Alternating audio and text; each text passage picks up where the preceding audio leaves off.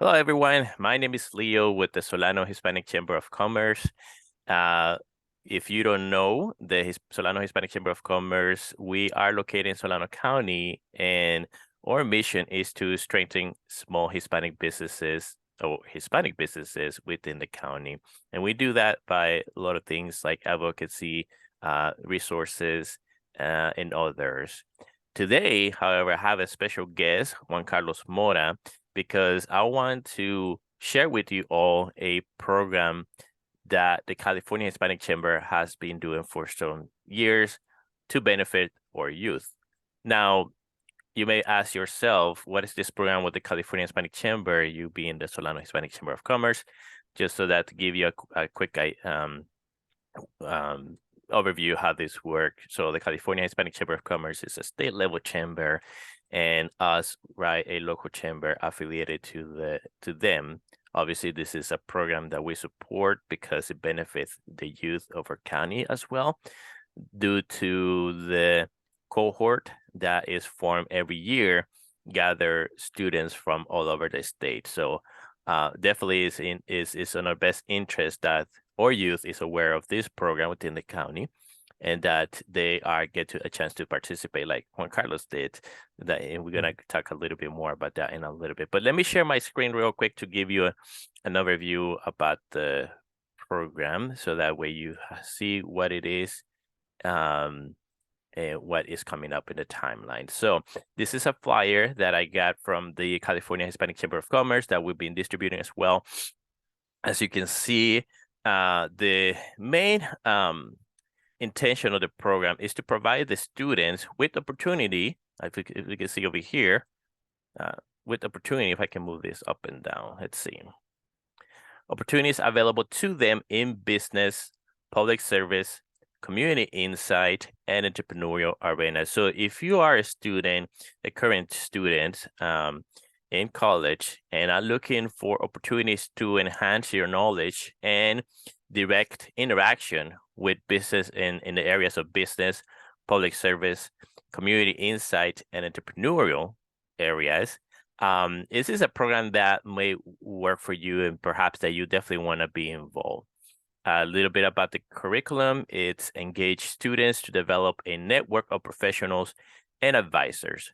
Learn soft skills that will be an asset to them in the workforce and business world. And most importantly, create future leaders for regional Hispanic chambers in the community. And the reason why this is something I want to go back into this point, the future leaders for regional Hispanic chambers and the community, is because obviously as a CAP student, we want to make sure, or the California Hispanic Chamber of Commerce wants to make sure, right, that we stay in contact with you, that if this is a program that had value, that added value to you, that obviously we in the hope that you recognize that, acknowledge that, and get back to the community like I know Juan Carlos does, not just directly with the Hispanic chamber, right, but within the Latino community and the communities that where he lives. Just to give you a quick timeline, and by the way, this is the link if you want to know more, or simply go to SHCC.com and just look for Create a Path to Success program to get to the link if it's too complicated to do this tiny URL.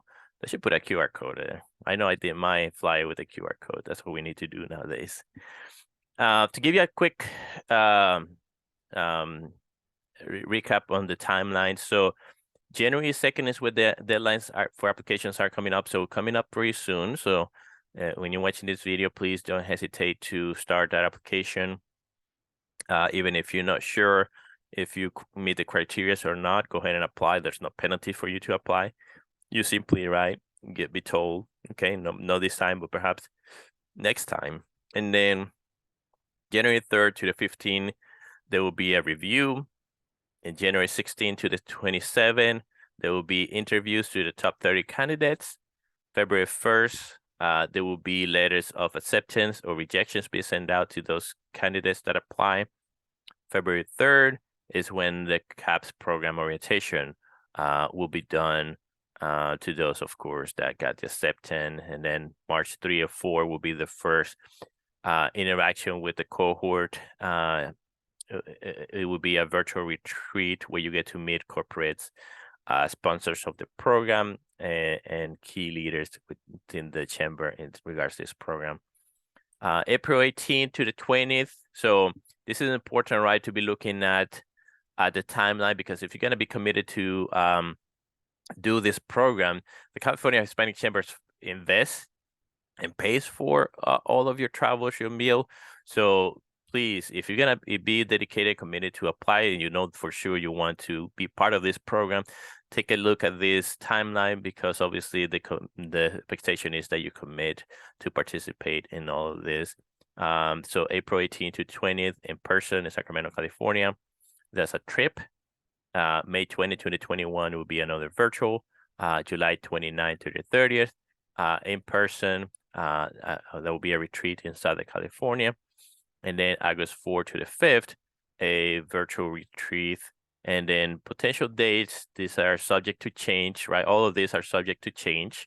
But just to give you an idea, possible September 17, 2024 is the last in-person event, which would be the California Hispanic Chamber Convention in Southern California. They don't know the location yet. It may be San Diego, maybe Orange County. But just to give you an idea what to expect if you participate and get accepted into the program. That being said, I'm going to stop sharing here, because now I want to go back to our special guest, Juan Carlos, who is a CAP student, graduate who participated in the cohort of 2021. And I would like first for Juan Carlos to introduce himself. Let us know, Juan Carlos, where do you live, or where do you grow up?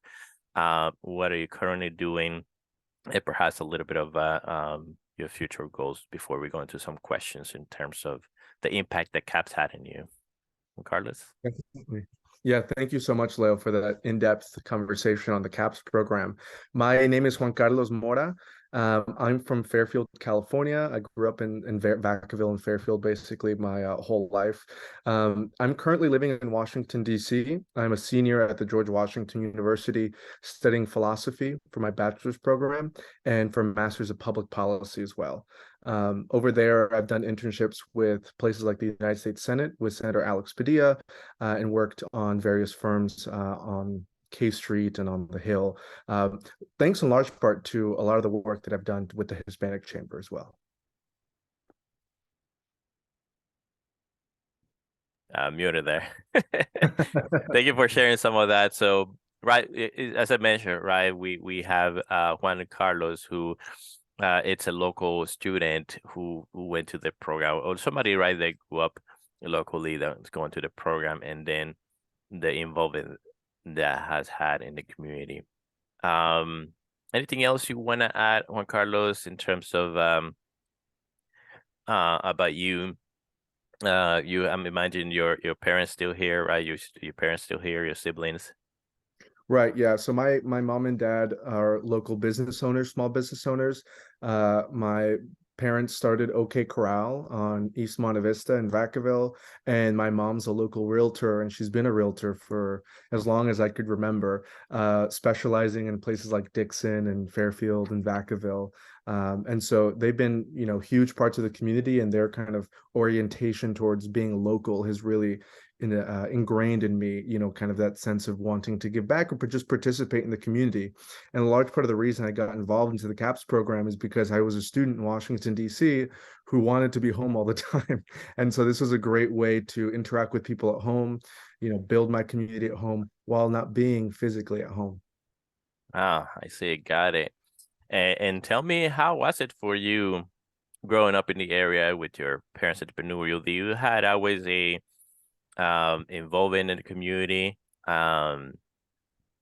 Is that something that you perhaps didn't think you were going to be doing? Is that something you see yourself continue to do?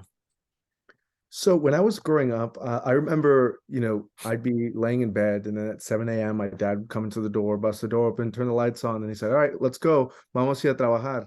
And that meant that we were going to work. And so we'd go all the way to San Francisco, sometimes Santa Rosa, where my dad had some stores. And I think, what they really ingrained in me early on, because early on in their career, they weren't too involved in the local community, but what they were involved in were person-to-person relationships in their stores. I got to grow up seeing how my dad conducts a sale, and how they, interacts with people and makes them feel human, makes them feel seen. And I think that was just a natural translation to public service, because when you're trying to sell someone botas or a tejana or jeans, it's not too different from when you're trying to sell someone an idea, a politics, a policy proposal. And Yeah. so I think that's where I picked up a lot of that. But definitely, my parents are now a lot more involved than they used to be, thanks to, their business is doing a little bit better.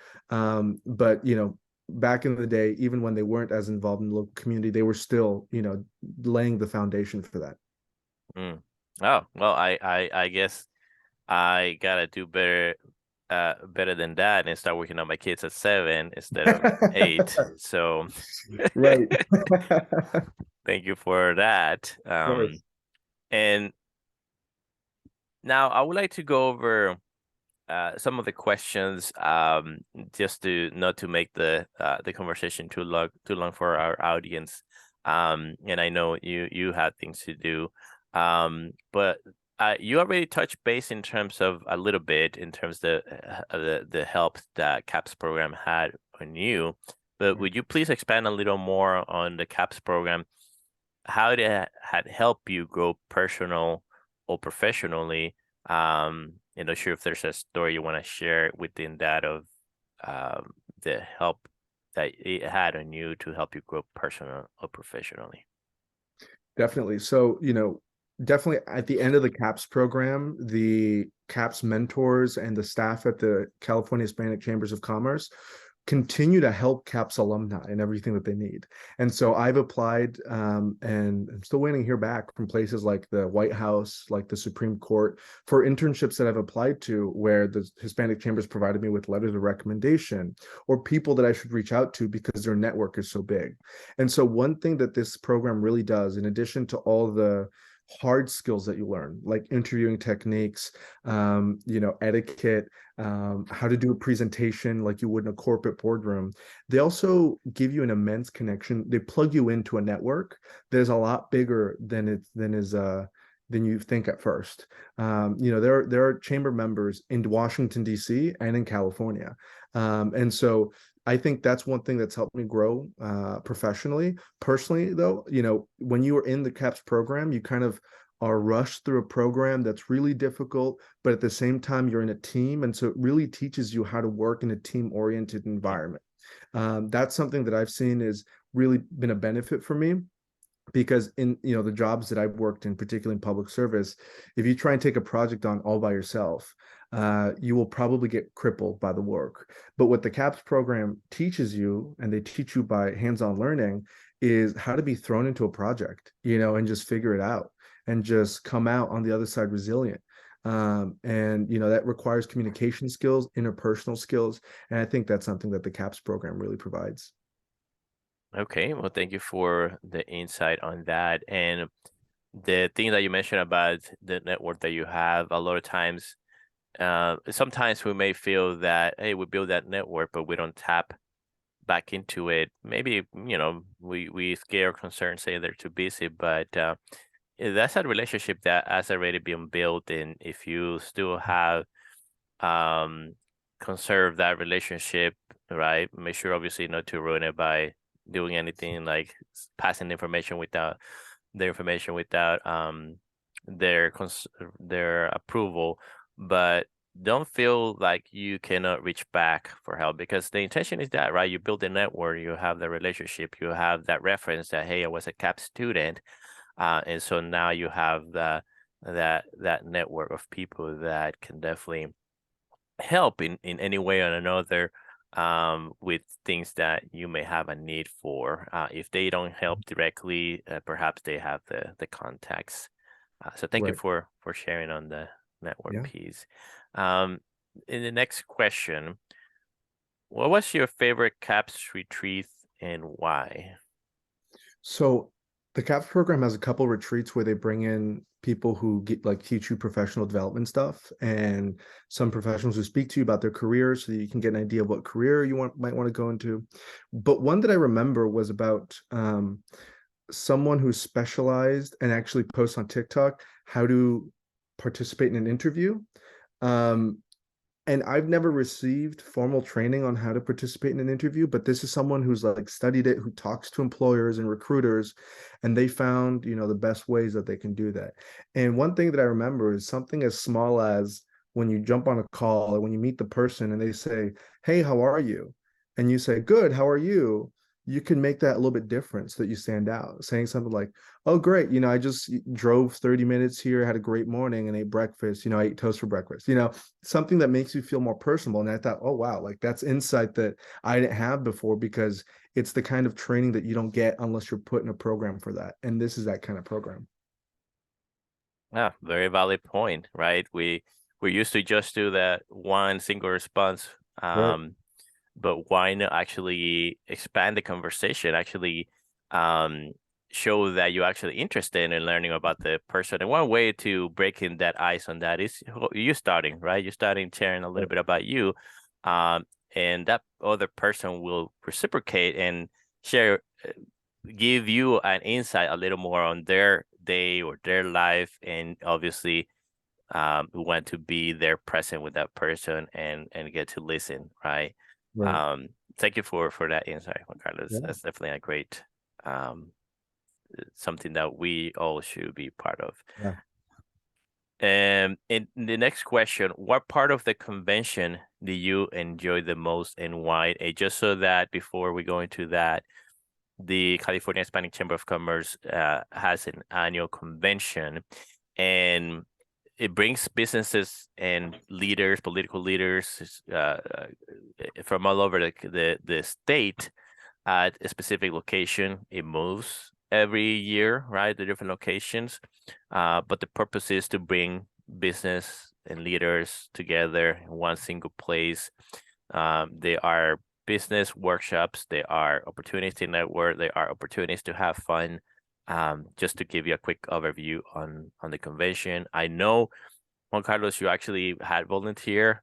You did volunteer recently at the Oakland location convention in 2022.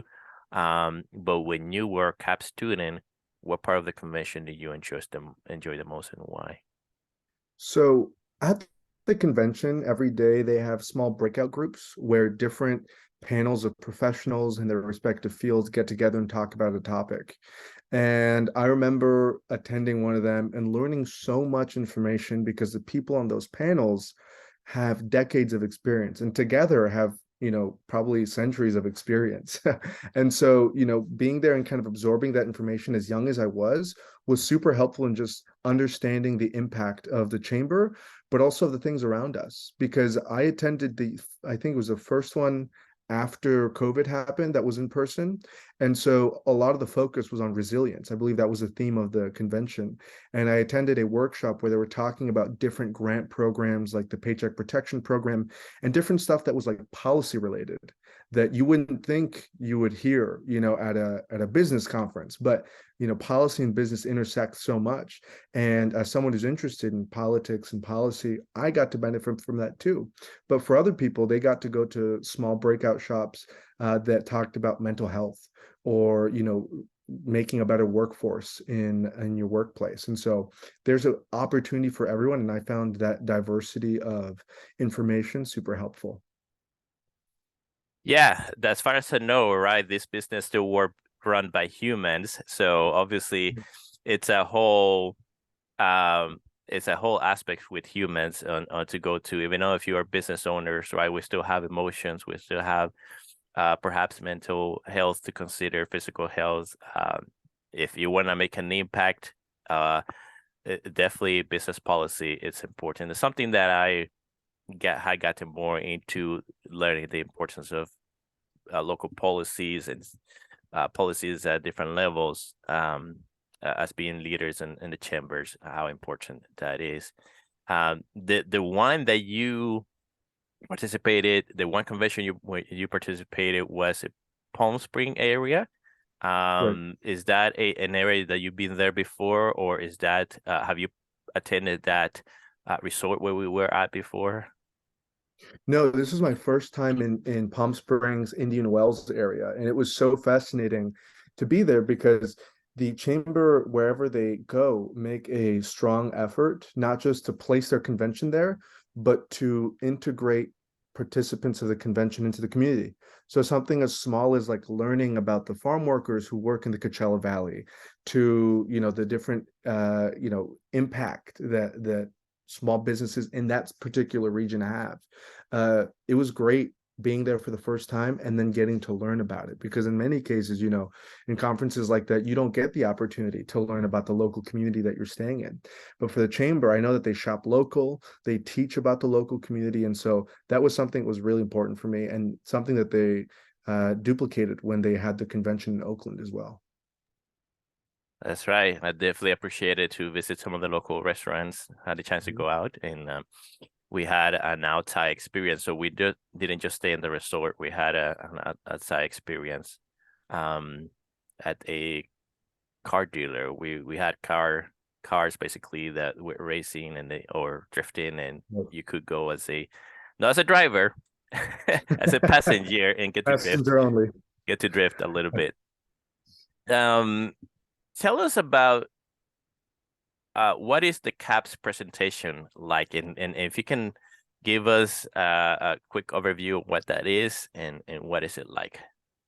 Right. So the CAPS presentation is the whole point that you're at a convention, because convention is, I know, I know they put a lot of time into the scheduling of convention, right? From every minute is accounted for throughout all of the convention. And one of those minutes that's accounted for is a slot for the CAPS cohort to present a topic, information to people at the convention. And there's hundreds of people who come to this convention. And on the stage, you stand up there and you talk about a certain topic that relates to the theme of the convention. My year was resilience. And so I decided to talk about, resilient small businesses with regard to government. And so you will break out into groups on different sub focuses of the themes. So, there's different perspectives that you can take with resilience, like mental health or healthcare policy in businesses, or, paid leave or paycheck protection program, different stuff that happened during the pandemic that was relevant. Because the point of the presentation is you are there to provide resources and information to small businesses who are attending, because many of the businesses that end up going to the convention are small businesses. They're there to learn. They're there to sit in the workout, breakout shops, and you happen to be one of those presentations. And so that's the kind of burden that you carry on your shoulders, is to get accurate and compelling information that's useful to small businesses. Think of the business that works down the street from you, whether it's a sandwich shop or the small market. How can you help them in your presentation? And so that's what you're presenting on. But there's also the benefit that it's not just small businesses sitting in the crowd. There's also corporate executives sitting in the crowd. I know Verizon's government affairs director sits there. I know, different companies like Wells Fargo, Bank of America, Edison, they all send executives to sit in on the convention, and sometimes they attend the CAPS presentation. And the year that I was sitting there, I saw someone get a job offered on the spot after their presentation, because they were so impressed that how they were able to convey the information, share a personal story, and help people out at the end of the day. And so it's a great opportunity to learn skills of public speaking. It's terrifying for some people, but you really get to learn those skills in this group because they help you get there. It's a great presentation for learning about things, because while you're researching, you yourself are consuming a lot of information. It's a great presentation to help your community, and it's a great presentation to potentially further your own career as well, because this CAPS program is, what they say is that you get in as much as you put out. So if you're going to put out a lot, you're going to receive a lot back. And part of that is the presentation, how well you do in it, right? Maybe you did well at the orientation, maybe you did well at the retreats, but if you didn't do well at the convention, right, then you won't get as much as someone who did. Mm. And thank you for that additional information. And are there any last words you would like to tell to our audience? Though if there's one in the audience that it will be interested more about the program, that is still thinking about it, anything last words you want to say to that specific person that is interested in participating? I'll definitely say just apply. It doesn't hurt to apply. It doesn't hurt. Nor does a rejection hurt. It's okay to get rejected or feel fear rejection, but I encourage you to apply, because when I applied to this, my mom was subscribed, I think, to the Solano Chambers email or some Chambers email, and then she just sent this to me, and she was like, "Oh, look, this is something you should sign up for." I was like, "Nah, like I don't have time for that. You have to be at all these things. Like I don't think I can do that. I'm super busy. I'm working an internship. I'm being in school full time." And so I ended up applying. There's something in the back of my head that was just like, you know what, like maybe you should do it. Maybe you should try it out. You never know what'll happen. And so I applied. I made it to the interview, and it ended up being one of the most impactful experiences that I could have had, because there's a chamber in every county. No matter how little you think it'll affect your life, you're wrong, because there's a Hispanic chamber all over California. You go to whatever county, you'll find a Hispanic chamber, and those are people who you now have a connection with, who are interested in hearing about you and supporting you and uplifting you. And so even if you're skeptical about the program, just apply. And if you get in, do it. There's very little time in your early career to do stuff like this. And they pay for everything. And as soon as you hear they pay for everything, you got to drop everything and apply, because those are opportunities where they want to invest in you.